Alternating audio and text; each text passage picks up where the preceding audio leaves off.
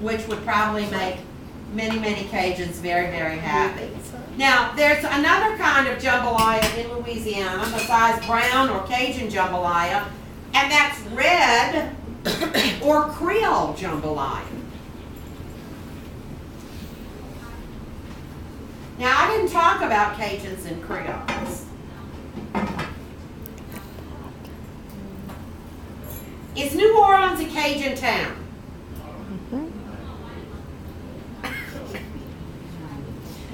No, we're not. What's a Cajun? Country. Well, I did talk about the French and Indian War. And we know the British won that war, and they went up to Canada after the war to take possession of their newly won territories. And they landed on a small peninsula on the eastern coast called l'Acadie, and the people who lived there were called les Acadiens. And so the British called les Acadiens together, and they said, okay, people, listen up here.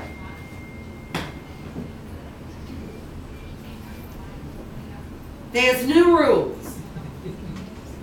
Everybody come sign this piece of paper. It's your loyalty oath to King George. And while you're up here, you might as well sign this paper too, because you're all going to join the Church of England. Mon Dieu. We cannot do that. They've been living in this place for over 200 years, and not even their own government ever bothered with them. And here you're going to waltz in here? Oh, I don't think so. They didn't see the need to change their religion just because somebody showed up at the door. They were good little French Catholics. So they said, no. Well, you have to. No, we don't. Well, you really do. You do. No, we don't. You must. It's the law. And it was the law. And they said no.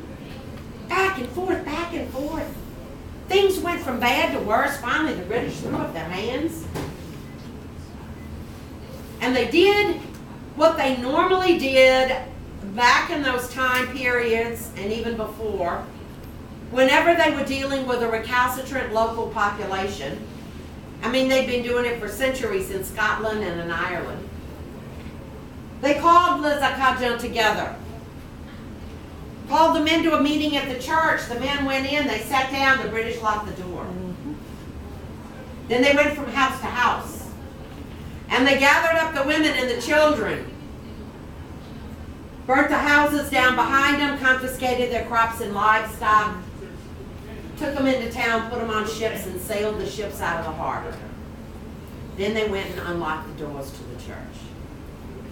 Put the men on different ships, sent them away as well.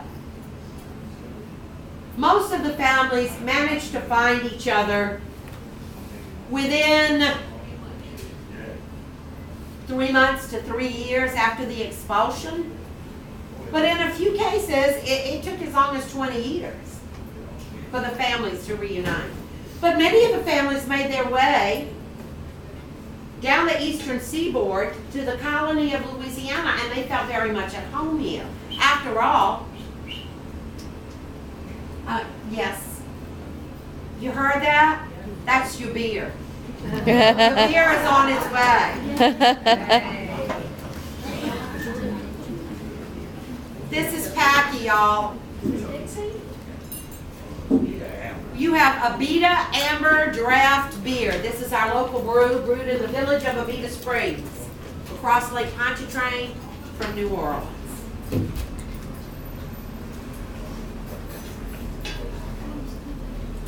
So they felt at home when they arrived in Louisiana. I mean, after all, ici on parle français, n'est-ce pas?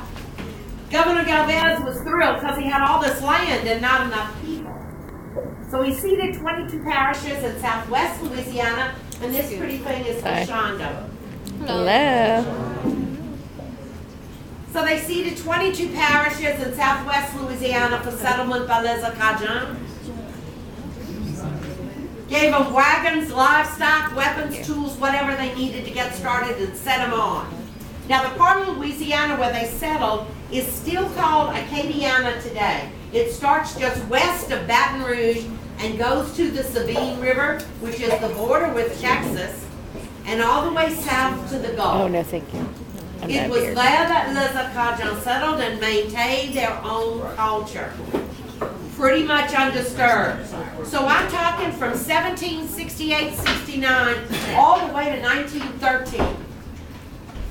And that's when oil and gas was discovered in southwest Louisiana. But most people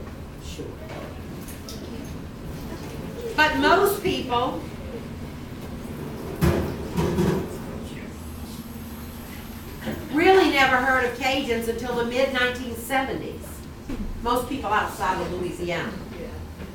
When a young Cajun chef who was cooking here in New Orleans at Commander's Palace, one of our better restaurants, in the mid-70s named Chef Paul Prudhomme, accidentally invented a dish called blackened redfish. Well, the Cajun craze swept America. And everybody wanted to find out about Cajun food and Cajun music and Cajun dancing and Cajun culture and the Cajun dialect. And the redfish population was almost wiped out of the Gulf. It's been farmed for the last 20 years, so there's always a good supply now, and the wild population has rebounded beautifully. Oh, that little peninsula on the eastern coast of Canada was renamed. Anybody want to? What was it renamed? Nova Scotia. Nova Scotia. Well, if that's a Cajun, what's a Creole? Oh, Lord, here we go.